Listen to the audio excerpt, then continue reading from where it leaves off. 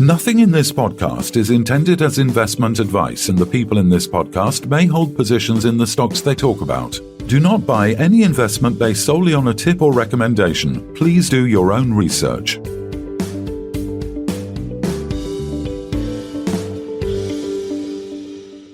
Welcome to the Midweek Takeaway. This is Kevin Hornsby introducing it, a different voice, and we welcome Callum Sommerton, CEO of Chill Brands. So welcome, Callum.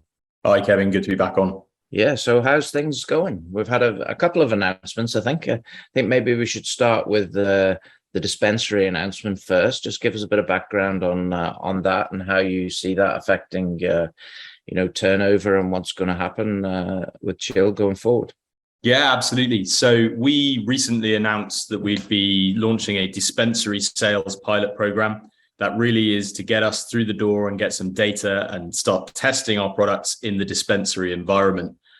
So really that's a step into the ether for us. In our retail stores, we've previously sold in smoke shops, we've sold in convenience stores, gas stations or petrol stations, as it is to us here. But we really haven't ever stepped into such specialist stores as the dispensaries. What we've got really is a good opportunity here to start selling in what is already a massive market. There's $2 billion worth of sales per year going through dispensaries in Colorado alone. And we're also seeing a massive spike and growth in sales of non-psychedelic products, non-psychoactive products, so CBD and the things that Chill is already selling. So we're slotting ourselves into those locations and seeing how it goes at the moment. This is a business that Antonio and Trevor, my Chief Commercial Officer and Chief Operations Officer, were very, very well ingrained into in the past. We've got some great links there. And while we're starting with 20 stores, I think it wouldn't be beyond the realms of possibility to see that number grow quite quickly once we get up and running. Okay, so for those that don't know, and obviously that's probably everybody in the UK, what on earth is a dispensary? Because obviously we think it's a chemist basically for what? Yeah, well, up until quite recently, when we started to see the emergence of Delta 9 products, the only place that you can go to purchase legitimate, legal recreational cannabis in the United States is a dispensary. It's like a pharmacy, albeit that it's probably closer to walking into a high-end sort of wine shop, in that you're greeted by this sort of staff member or salesperson known as a bud tender. They are highly trained, highly educated, very, very expert staff that direct customers towards the products that they think they're going to like the best, that are most suitable for them, and that are the most interesting and novel. So they act in the announcement, we've labeled it as a sort of sommelier of CBD or cannabis. And that's exactly what they're doing. So it's, I think I've said in the past, the cannabis game, whether that's CBD or THC, is all about education. It's about being able to show your consumer why to buy your product, to guide them to the light. And there is no better retail location for that than a dispensary, because the people going in there have got the time, the discretionary income, and the willingness to learn about products like Chills. And the thinking is that, if they go in there to pick up some cannabis, the chances are they might pick up some Chill THC-free smokes to smoke on the way home and not get pulled. Yeah. Okay. So it's an interesting analogy, isn't it? It's when you go into the fancy restaurant, you want the guy to tell you which bottle of wine to buy, and obviously this is a similar scenario, obviously, because I presume the cannabis sector is also split into many, many different portions and things that they can do and types of cannabis, and the CBD is going to be very much the same, isn't it? And yeah, as you say, okay, I'm going out, but I don't want to get pulled for smoking and driving, if you like, which is going to be a bigger thing. Yeah. That's very interesting. Absolutely right. We're quite confident that will start to yield some results very soon, albeit that we've only just started the pilot. And what we're currently picking up on is a lot of interest in our CBD pouches and the pouch products, which are very novel to the dispensary setting. There's nothing quite like them. There's canadips in the market, sure, but Chills are THC-free isolate pouches with good flavors, strong staying power. And it seems that those are starting to pick up interest from the dispensaries themselves, from the bud tenders, but also from their customers. Very good. So what's happened today then? Tell us a little bit about what's just happened. Yeah, the big news, of course, is that we've relaunched our chill.com website, both in the US and the UK. For the first time, we've brought the UK into line with the US, so it's not sat on some sort of back-end town kind of sort of website setup. We've really focused on a couple of things when building this site. We worked with user experience designers to get our conversion rates optimized, to make sure that the user experience is as good as it possibly can be, and it guides every visit towards a sale. We've been working with a very eminent organization on search engine optimization and SEO. So we'll start to see that trickle through and yield results in the coming weeks, months, over time. And really, we've just tried to create a website here that is more than just something to shuck chill products through. It's something that we have a greater vision for, and that is to develop a marketplace, a curated hub of relaxation and wellness products like our own, complementary to our own, but for a number of brands that will drive traffic. It'll drive eyeballs. Of course, it'll educate on the products that are there, and ultimately, bring in more revenue, both from our product sales, but also from those of our brand partners. Okay, so do you see this as the sort of starting gun, as you're able to now start this process of onboarding people to sell products on chill.com? Very much so. Yeah. So we have for a while been in discussions with various brand partners who are already interested in our concept of the chill marketplace. But of course, before they put their own products on, they want to see what it's like. They want to see how they can fit into that ecosystem. And that work starts again today. Now that we can show them the site, start getting them on. Of course, we'll onboard Zoetic products in due course as well. That's very much our intention, both in the UK and the States over time. But yeah, this is really the beginning of fanning out the opportunities that we have on that website. Okay. And how, I shouldn't ask time sensitive questions, but I always do. So how quickly do you see people being onboarded? Are we going to see them this side of, 2022, or it's going to take longer? Yeah, I would hope, just to qualify that question, I would hope that we can start to get at least a couple of external partners onto that site before Christmas. Of course, that's subject to contract negotiations, etc. We want to make sure that they're getting a good deal out of it, but also that we're getting a fair cut of whatever's sold through the platform as we're driving the traffic. But certainly the faster the better, in my view, or the sooner the better. What we also expect to see, of course, regardless of the marketplace growth, is our own products starting to sell through better online. We're now in a position where 39 or in excess of 39% of all CBD products are sold online. That's a huge number. You compare that to the tobacco industry, where you're looking at maybe 3% of products sold via e-commerce sites. And really what you start to build is a picture of where Chill's going. And that is an omni-channel sales strategy. We've got 39% of sales in the US for CBD going through e-commerce sites. So we've rebuilt chill.com, made that a better place to shop. We've got 11% of CBD sales going through specialist outlets and retail locations. So we've gone into the dispensaries and we've started to build a sales channel there. So it's really about nailing down our sales strategy, getting into the places where people are buying CBD, so we maximize our chance of making a sale. Just going back quickly to the dispensaries. In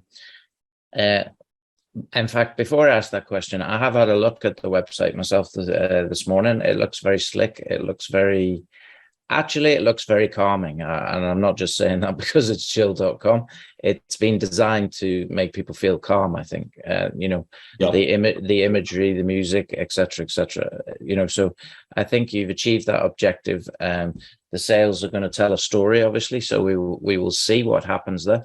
So Callum, just to go back to talk about the dispensaries, roughly what sort of numbers are we talking about in dispensaries in the likes of Colorado and across the US, and how will that likely impact chill.com?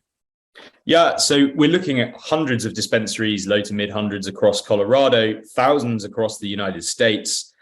And of course, over time, our intention is to get into as many of those as possible, all of them indeed. However, that being said, as with other sales locations, convenience stores, gas stations, smoke shops, some retail outlets in the dispensary category are going to be better for us than others. And this sales pilot is intended to give us the data and start to inform our strategy so that we can allocate the most resources, time, effort, and money to hitting the locations where we have the best chances of selling and where it seems that customers are more predisposed towards purchasing chill products.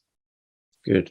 So it wouldn't be beyond the bounds of possibility that in the next sort of 6 months that these chill products in terms of retail could be selling upwards of 1,000 different places. Would that be fair to say? Yeah, absolutely right. That's certainly what I'm targeting. So we're currently in just over 600 outlets. We're working with a number of distribution partners at the moment to try to bring our products into additional stores throughout the US, and those are chain stores. But also, of course, with the dispensaries, it really depends on how this pilot goes. You know, we don't want to run before we can walk with the dispensary location, but certainly if it goes well, our intention would be to scale as rapidly as resources and the market allows. Okay, so there's been all sorts of rumors about other products as well, because obviously this CBD can go into pretty much anything, whether it be a drink, whether it be in fact, not even CBD flavors, because when we met, we talked an awful lot about actually a product that had nothing to do with CBD, but actually was chilling in some way. You know, it was relaxing. So, you know, give us some ideas of stuff that you're working on that you can't tell us about.